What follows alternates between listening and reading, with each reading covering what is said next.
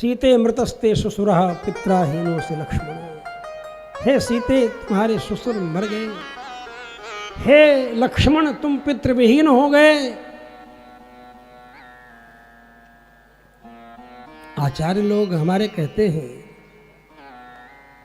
कि सीता जी के ससुर लगते थे, राम जी के कुछ नहीं लगते थे। सीता जी के ससुर लगते थे, लक्ष्मण जी के बाप लगते थे। जो कि लक्ष्मण जी कहते हैं कि हम बाप पना ही नहीं देख रहे हैं बाप में। उन लक्ष्मण जी से तो राम जी कह रहे हैं पित्राहीनो से लक्ष्मण, और सीते मृतस्ते ससुर। तो राम जी के कुछ नहीं लगते थे क्या? अरे भाई, उनको कहना चाहिए विलाप करते हुए कि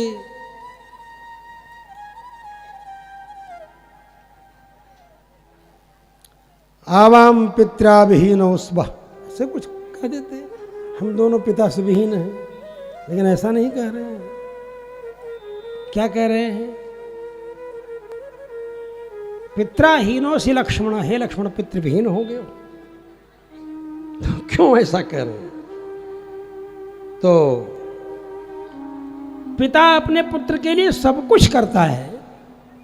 ऐसे लक्ष्मण जी जब प्रतिज्ञा कर लेते हैं अहम सर्वम करिष्यामि जागृत स्वपतश्चते, राम जी सोच लेते हैं कि पिताजी मेरे चले गए, भले चले जाएं। यद्यपि पिताजी उस समय नहीं गए थे, पिताजी उस समय गए नहीं थे जबकि ये बात है, लेकिन राम जी इसी रूप में देखते हैं लक्ष्मण जी को। तो चित्रकूट में लक्ष्मण जी ही झोपड़ी बनाते हैं, लक्ष्मण जी ही सब कुछ करते हैं। बाल बच्चों के लिए बाप ही घर बनाता है। आज भी देखते हैं, ब्याह करने के पहले बाप सोचता है घर बन जाए, मकान बन जाए, बच्चे रहे। तो लक्ष्मण जी को राम जी पिताजी के रूप में ही देखते हैं। यहां तो मतलब इशारे में कह रहे हैं, लेकिन आगे अरण्यकांड में जब नासिक में पहुंचते हैं और झोपड़ी बनाते हैं तो उस समय तो सीधे ही खोल करके कह देते हैं राम जी कि लक्ष्मण तुम्हारे रहते हुए मुझे लगता ही नहीं है कि हमारे पिताजी चले गए। उस झोपड़ी का सौंदर्य देख करके, उस झोपड़ी को देख करके ऐसा कहते हैं कि तुम्हारे रहते हुए हमें लगता ही नहीं है कि त्वया मित्रेण सौमित्रेण संवृत्त पिता मम, मेरे पिता नहीं संवृत्त, मेरे पिताजी मरे ही नहीं मुझे लगता है। त्वया नाथेन, है ना, त्वया नाथेन सौमित्रे न संवृत्त पिता मम, तुम्हारे जैसे नाथ के रहते हुए जब झोपड़ी बना देते हैं लक्ष्मण जी, तो राम जी कहते हैं त्वया नाथेन सौमित्रे, तुम्हारे जैसा नाथ रहते हुए न संवृत्त पिता मम, मेरे पिता मरे नहीं, ये हमें लगता है।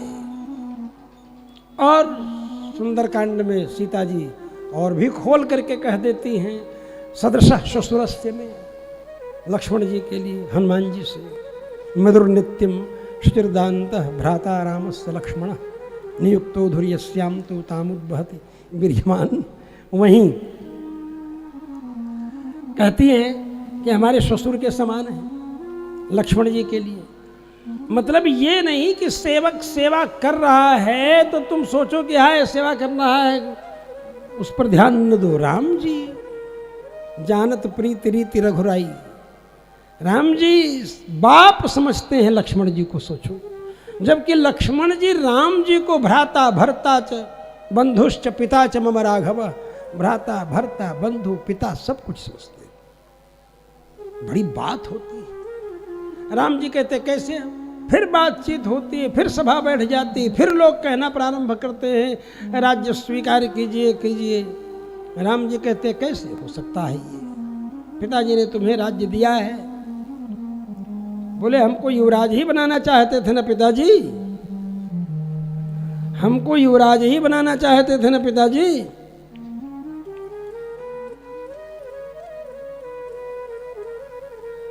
बोले हाँ। तो बोले चलिए अयोध्या में आप राजा बन जाइए, हमको युवराज बना दीजिए, हो गया, युवराज वाली बात जो है सिद्ध हो जाएगी। राम जी सोचे भाई बहुत तेज है बात, और बड़े ऋषि महर्षि सब लोग बैठे हैं अगल बगल देख रहे हैं, अब क्या कहें।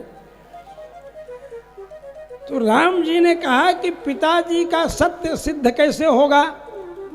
कैकेयी जी प्रसन्न हो गई थी जब मैंने कहा था कि मैं वन में जाना चाहता हूं।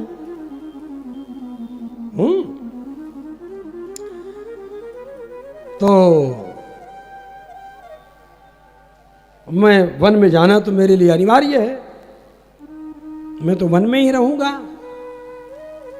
फिर ये सब जब बोले,